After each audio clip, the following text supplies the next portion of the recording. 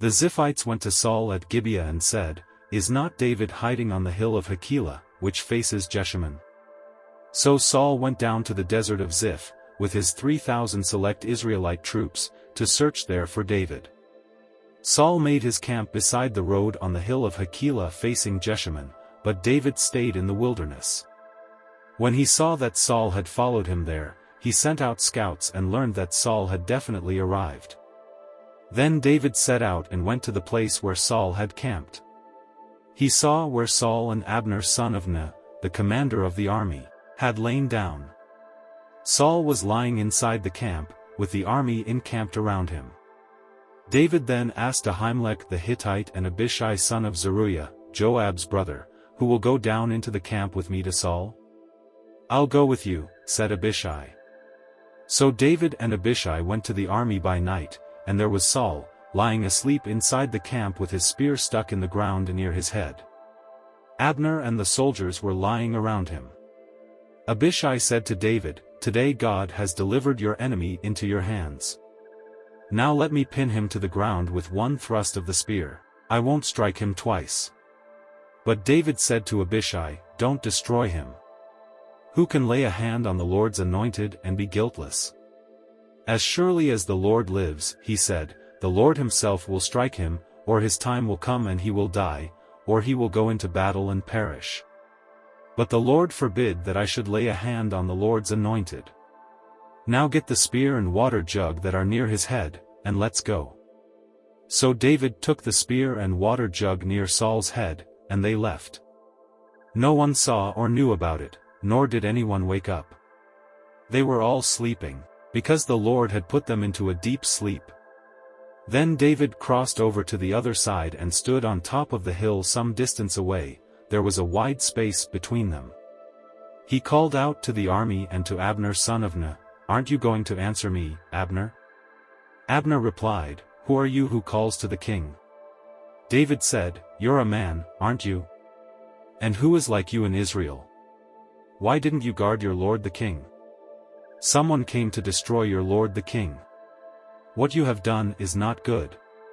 As surely as the Lord lives, you and your men must die, because you did not guard your master, the Lord's anointed. Look around you. Where are the king's spear and water jug that were near his head?" Saul recognized David's voice and said, "Is that your voice, David my son?" David replied, "Yes it is, my lord the king." And he added, "Why is my lord pursuing his servant? What have I done, and what wrong am I guilty of? Now let my lord the king listen to his servant's words. If the Lord has incited you against me, then may he accept an offering. If, however, people have done it, may they be cursed before the Lord. They have driven me today from my share in the Lord's inheritance and have said, 'Go, serve other gods.' Now do not let my blood fall to the ground far from the presence of the Lord. The king of Israel has come out to look for a flea, as one hunts a partridge in the mountains." Then Saul said, "I have sinned. Come back, David my son. Because you considered my life precious today, I will not try to harm you again. Surely I have acted like a fool and have been terribly wrong. Here is the king's spear," David answered. "Let one of your young men come over and get it. The Lord rewards everyone for their righteousness and faithfulness. The Lord delivered you into my hands today, but I would not lay a hand on the Lord's anointed. As surely as I valued your life today, so may the Lord value my life and deliver me from all trouble." Then Saul said to David, "May you be blessed, David my son, you will do great things and surely triumph." So David went on his way, and Saul returned home. But David thought to himself, "One of these days I will be destroyed by the hand of Saul. The best thing I can do is to escape to the land of the Philistines. Then Saul will give up searching for me anywhere in Israel, and I will slip out of his hand." So David and the 600 men with him left and went over to Achish son of Maach king of Gath. David and his men settled in Gath with Achish. Each man had his family with him, and David had his 2 wives, Ahinoam of Jezreel and Abigail of Carmel, the widow of Nabal. When Saul was told that David had fled to Gath, he no longer searched for him. Then David said to Achish, "If I have found favor in your eyes, let a place be assigned to me in one of the country towns, that I may live there. Why should your servant live in the royal city with you?" So on that day Achish gave him Ziklag, and it has belonged to the kings of Judah ever since. David lived in Philistine territory 1 year and 4 months. Now David and his men went up and raided the Geshurites, the Girzites and the Amalekites. From ancient times these peoples had lived in the land extending to Shur in Egypt. Whenever David attacked an area, he did not leave a man or woman alive, but took sheep and cattle, donkeys and camels, and clothes. Then he returned to Achish. When Achish asked, "Where did you go raiding today?" David would say, "Against the Negev of Judah," or "Against the Negev of Jerahmeel," or "Against the Negev of the Kenite." He did not leave a man or woman alive to be brought to Gath, for he thought, they might inform on us and say, "This is what David did." And such was his practice as long as he lived in Philistine territory. Achish trusted David and said to himself, "He has become so obnoxious to his people, the Israelites, that he will be my servant for life." In those days the Philistines gathered their forces to fight against Israel. Achish said to David, "You must understand that you and your men will accompany me in the army." David said, "Then you will see for yourself what your servant can do." Achish replied, "Very well, I will make you my bodyguard for life." Now Samuel was dead, and all Israel had mourned for him and buried him in his own town of Ramah. Saul had expelled the mediums and spiritists from the land. The Philistines assembled and came and set up camp at Shunem, while Saul gathered all Israel and set up camp at Gilboa. When Saul saw the Philistine army, he was afraid, terror filled his heart. He inquired of the Lord, but the Lord did not answer him by dreams or Urim or prophets. Saul then said to his attendants, "Find me a woman who is a medium, so I may go and inquire of her." "There is one in Endor," they said. So Saul disguised himself, putting on other clothes, and at night he and 2 men went to the woman. "Consult a spirit for me," he said, "and bring up for me the one I name." But the woman said to him, "Surely you know what Saul has done. He has cut off the mediums and spiritists from the land. Why have you set a trap for my life to bring about my death?" Saul swore to her by the Lord, "As surely as the Lord lives, you will not be punished for this." Then the woman asked, "Whom shall I bring up for you?" "Bring up Samuel," he said. When the woman saw Samuel, she cried out at the top of her voice and said to Saul, "Why have you deceived me? You are Saul." The king said to her, "Don't be afraid. What do you see?" The woman said, "I see a ghostly figure coming up out of the earth." "What does he look like?" he asked. "An old man wearing a robe is coming up," she said. Then Saul knew it was Samuel, and he bowed down and prostrated himself with his face to the ground. Samuel said to Saul, "Why have you disturbed me by bringing me up?" "I am in great distress," Saul said. "The Philistines are fighting against me, and God has departed from me. He no longer answers me, either by prophets or by dreams. So I have called on you to tell me what to do." Samuel said, "Why do you consult me, now that the Lord has departed from you and become your enemy? The Lord has done what he predicted through me. The Lord has torn the kingdom out of your hands and given it to one of your neighbors, to David. Because you did not obey the Lord or carry out his fierce wrath against the Amalekites, the Lord has done this to you today. The Lord will deliver both Israel and you into the hands of the Philistines, and tomorrow you and your sons will be with me. The Lord will also give the army of Israel into the hands of the Philistines." Immediately Saul fell full length on the ground, filled with fear because of Samuel's words. His strength was gone, for he had eaten nothing all that day and all that night. When the woman came to Saul and saw that he was greatly shaken, she said, "Look, your servant has obeyed you.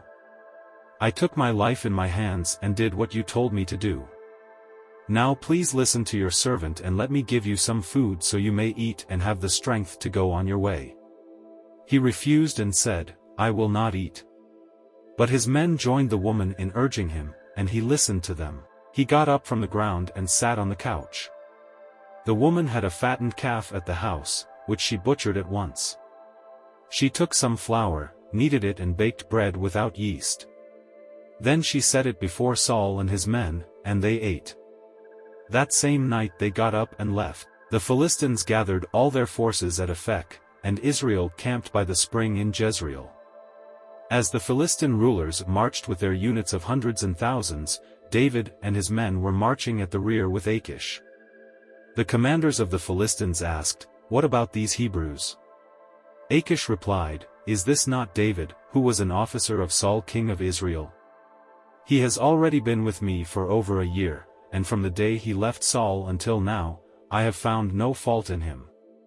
But the Philistine commanders were angry with Achish and said, "Send the man back, that he may return to the place you assigned him. He must not go with us into battle, or he will turn against us during the fighting. How better could he regain his master's favor than by taking the heads of our own men? Isn't this the David they sang about in their dances? Saul has slain his thousands, and David his tens of thousands." So Achish called David and said to him, "As surely as the Lord lives, you have been reliable, and I would be pleased to have you serve with me in the army. From the day you came to me until today, I have found no fault in you, but the rulers don't approve of you. Now turn back and go in peace, do nothing to displease the Philistine rulers." "But what have I done?" asked David. "What have you found against your servant from the day I came to you until now? Why can't I go and fight against the enemies of my lord the king?" Achish answered, "I know that you have been as pleasing in my eyes as an angel of God, nevertheless, the Philistine commanders have said, 'He must not go up with us into battle.' Now get up early, along with your master's servants who have come with you, and leave in the morning as soon as it is light." So David and his men got up early in the morning to go back to the land of the Philistines, and the Philistines went up to Jezreel. David and his men reached Ziklag on the third day. Now the Amalekites had raided the Negev and Ziklag. They had attacked Ziklag and burned it, and had taken captive the women and everyone else in it, both young and old. They killed none of them, but carried them off as they went on their way. When David and his men reached Ziklag, they found it destroyed by fire and their wives and sons and daughters taken captive. So David and his men wept aloud until they had no strength left to weep.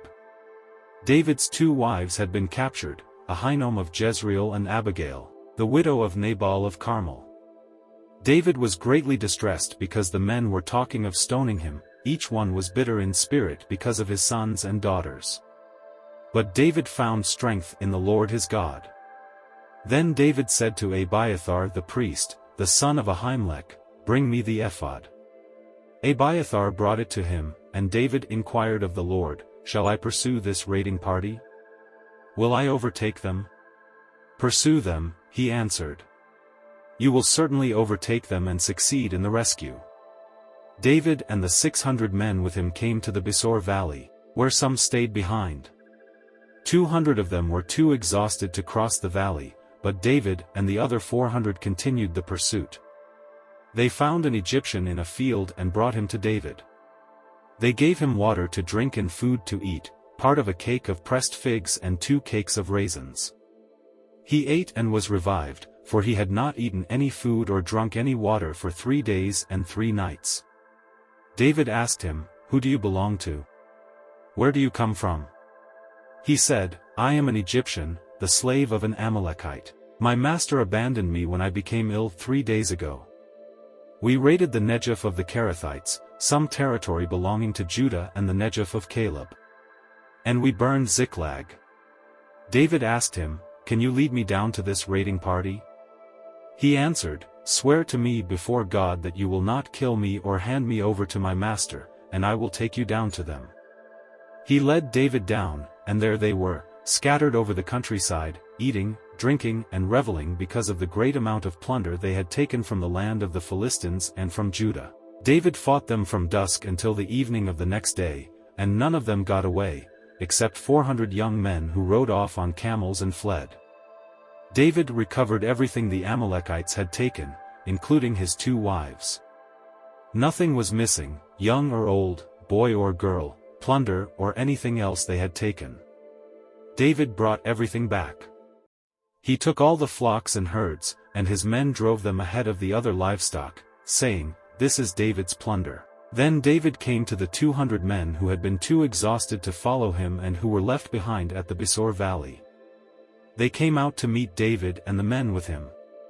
As David and his men approached, he asked them how they were. But all the evil men and troublemakers among David's followers said, "Because they did not go out with us, we will not share with them the plunder we recovered. However, each man may take his wife and children and go." David replied, "No, my brothers, you must not do that with what the Lord has given us.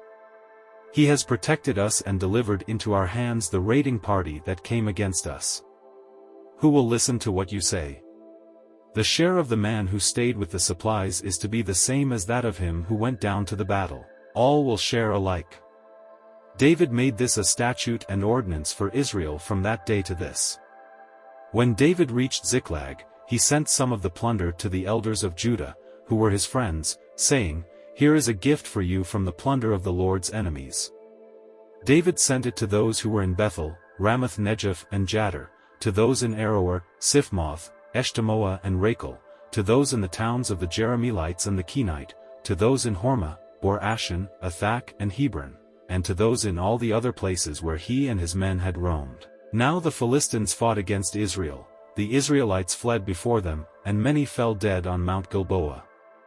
The Philistines were in hot pursuit of Saul and his sons, and they killed his sons Jonathan, Abinadab and Malchishua. The fighting grew fierce around Saul, and when the archers overtook him, they wounded him critically.